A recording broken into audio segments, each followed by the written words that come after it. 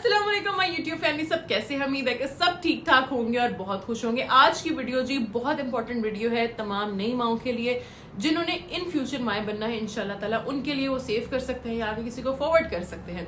अच्छा, इंस्टाग्राम पे तो मैं आप लोगों को साथ साथ अपडेट देती रहती हूँ, लेकिन कुछ लोगों को इंस्टाग्राम की स्टोरी से सही तरह समझ नहीं लगती है। वो एक दिन ऑनलाइन नहीं होते, स्टोरी खत्म हो जाती है, और क्योंकि 24 आवर की स्टोरी होती है तो इसलिए अब ये मैं वीडियो डिटेल में बना रही हूँ ताकि सबको समझ लग जाए। सबसे पहला पॉइंट कि जब बच्चे के दांत निकल रहे होते हैं सिम्टम्स क्या होते हैं। अब जी बच्चे का पता किस तरह चलेगा कि दांत निकल रहे हैं, इसके क्या सिम्टम्स हैं। बच्चा चिड़चिड़ा रहना शुरू हो जाएगा, और सबसे इम्पोर्टेंट और जो मोस्टली सब बच्चों का सिम्टम होता है कि राले निकलना शुरू हो जाती है, जिसको कहते हैं थूक निकलना शुरू हो जाता है। हर वक्त उसके थूक निकलता रहता है, कपड़े गीले रहते हैं, मुंह में उंगलियां डालता है, मोशंस लग सकते हैं, उसको हल्का हल्का बुखार हो सकता है।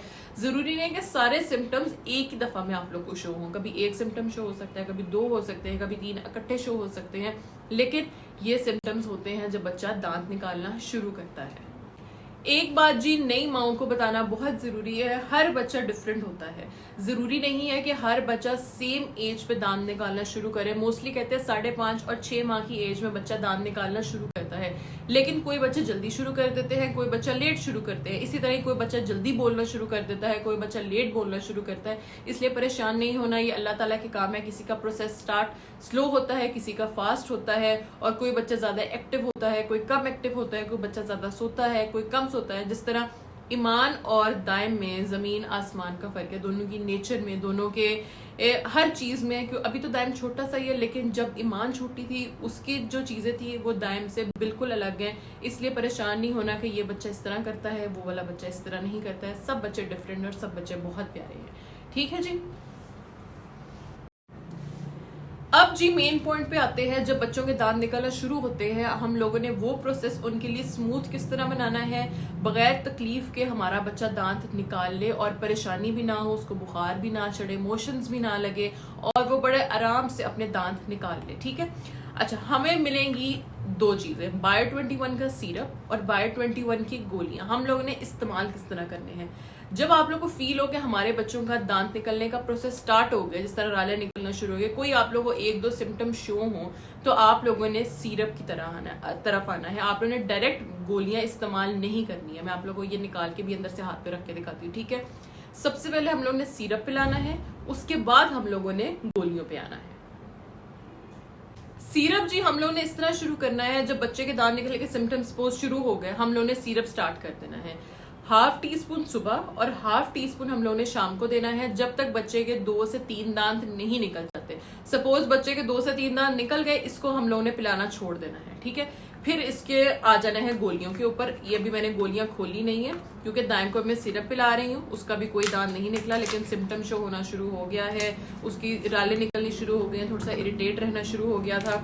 ये देखिए, इस तरह की गोलियां होती हैं, मुंह में जाते सारी घुल जाती हैं। जब 2 से 3 दांत निकल जाएंगे फिर गोलियों पे स्विच कर देना है हमने। फिर हमने सीरप नहीं पिलाना क्योंकि सीरप फिर असर नहीं करता। सीरप का तो आइडिया हो गया, सुबह ½ टीस्पून और शाम को ½ टीस्पून। जब सीरप से गोलियों पे स्विच करना है, गोलियां दिन में 3 दफा देनी है, सुबह दोपहर शाम, 2-2-2-2 करके। ठीक है। टोटल 6 हो गई, एक दिन में 6 देनी है। अगर बच्चे को डायरेक्ट इस तरह गोली लेने में इशू आ रहा है तो बिल्कुल पीस के दूध में मिला के भी दे सकते हैं, लेकिन कोशिश करें बच्चे को इस तरह ही आदत डालें, एक एक करके आदत डाल दें। पहले एक दे दें, फिर 10 मिनट के बाद दूसरी दे दें, इकट्ठी 2 ना डालें, ताकि बच्चे को थोड़ी सी आदत भी हो जाए, क्योंकि मुंह में आते सारी मेल्ट हो जाती है। अब जैसे मैंने जुबान पे रखी है, हल्की सी गर्माइश उसको आई है तो साथ ही मेल्ट होना शुरू हो गई है। ये था जी, सिंपल सा प्रोसेस था।